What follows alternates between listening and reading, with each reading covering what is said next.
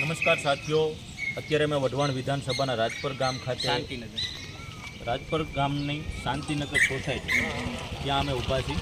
અહીંની અમારી ટીમના મેમ્બર અને અમારા પ્રમુખ વિજયભાઈ બારૈયાનો અમારી ટીમમાંથી ફોન આવ્યો ત્યારે રાજપર ગામની શાંતિનગર સોસાયટીની હાલમાં શાંતિ ડોળાઈ ગઈ અને આ 25 વર્ષથી શાંતિ ડોળાઈ ગઈ અને દર વખતે ચોમાસાથી ચાલુ થાય તે દિવાળી સુધી આવડા અમને જે દિવાળીના ફટાકડા હોય ને એની જગ્યાએ હોળી રમવાનું કામ થઈ ગયું. કારણ કે આવતા જતાં ભીષણ હમણાં પાણીમાં જવાનું, બાળકોને સ્કૂલે જવા માટે અહીંયા સ્પેશિયલ ટ્રેક્ટર કે બીજી વ્યવસ્થા કરી અથવા પોતાના મા બાપ ખંભે ઉપરીને બેસાડીને લાવે ત્યારે બાળકો સ્કૂલે જઈએ એવી પરિસ્થિતિ છે. ત્યારે આપણે અહીંના સ્થાનિક જ જે અહીંયા રહેવાસી છે આપણે એમને જ આવો, શું નામ તમારું?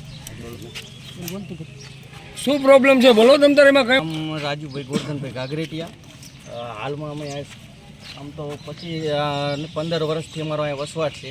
અમે અનેકો વાર રોડ રસ્તા અને ગટર માટે રજૂઆત પંચાયતમાં કરેલી, અનેક વાર અત્યારે તો હાલમાં તો આ વર્ષ ચોમાસું તૈયાર થતાં અમે તાલુકામાં પણ આની અરજી આપેલી છે, પણ અમારી સમસ્યાનો કોઈ નિકાલ આવતો નથી.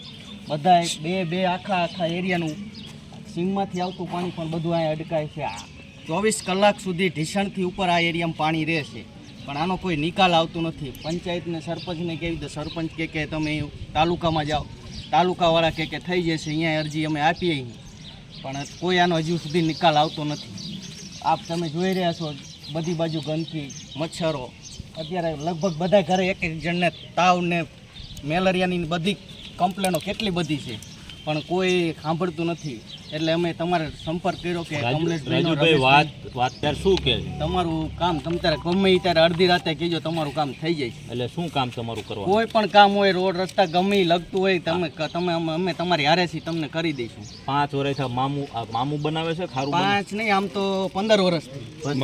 અમને એવું હતું કે હાલો કઈ વાંધો નહીં, આ વખતે નહીં, ઓલી વખતે ઓલા વર્ષમાં વારો આવી જાય છે, ઓલા વર્ષમાં આવી જાય છે, પણ આરામ બરોબર ક્યાંય વારો નથી આવતો અને આ સમસ્યાનું કોઈ સમાધાન થતું નથી.